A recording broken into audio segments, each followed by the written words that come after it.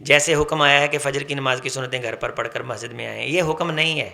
پڑھ سکتے ہیں، سنتیں گھر میں پڑھنی چاہیے، زیادہ آتا ہے نفل نماز، اور یہ بھی آپ نے فرمایا کہ اپنی بعض نماز کو گھر میں پڑھ لیا کرو، تو اس میں فرض نماز کا وہ حصہ جو سنت ہے وہ پڑھ سکتے ہیں، مسجد میں آ کے بھی پڑھ سکتے ہیں۔ مسجد میں آ کے پڑھنی 2 رکعتیں جو جمعہ کے سے پہلے پڑھنی ہے وہ ہے تحیۃ المسجد، وہ پڑھنی، لیکن فجر کی سنتیں اگر گھر پڑھ لے تو اس میں علماء نے اجازت دی ہے کہ فجر کی سنتوں کے بعد درمیان میں کوئی نماز نہیں ہے، فرض ہے، اگر اس نے فجر کی سنتیں پڑھ لی ہیں تو پھر فرض آ کے پڑھے، اس سے پہلے بیٹھا ذکر کرتا رہے۔ جمعہ سے پہلے رکھتے پڑھنی مسجد میں آ کے، یہ تحیۃ المسجد ہے، حضور کا حکم ہے،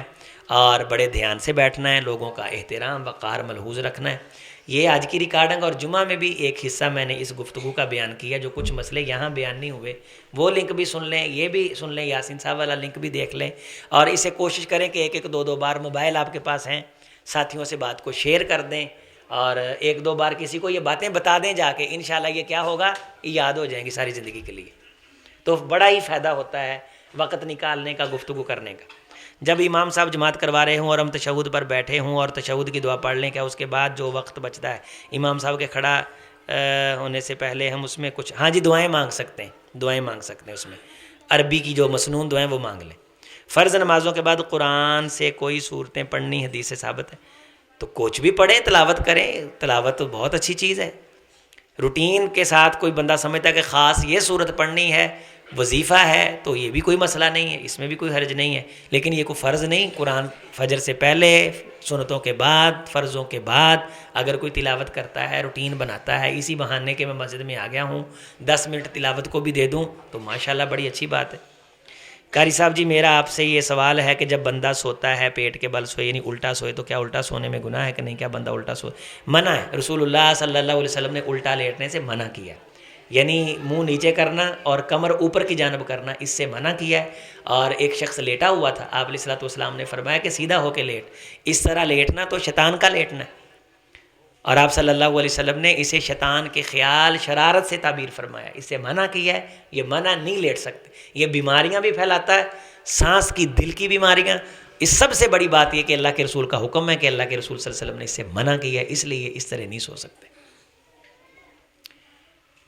اللہ تعالیٰ قبول فرمائے جی، ماشاءاللہ بڑا مزہ آیا۔ آج ایک ہم نے نئی چیز کا اضافہ کیا ہے آج کے درس میں، کہ ساتھیوں سے پوچھا ہے، کچھ حوصلہ افزائی ہوئی ہے، ہمت بندی ہے کہ یہ پروگرام رائے گاہ نہیں جا رہے اور یہ فائدہ ہو رہا ہے، اور اگر یہ سوشل میڈیا پہ جاتے ہیں تو وہاں بھی یہ ہزاروں لوگ سن رہے ہیں۔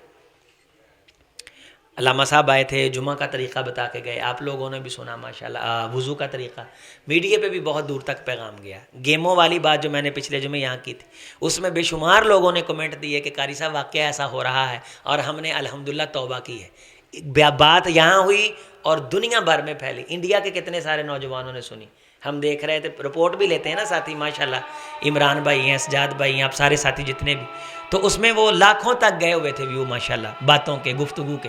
تو یہ پیغام جو ہے، یہ دعوت جو ہے، لوگوں کو دعوت دیں، بیٹھے بیٹھے نا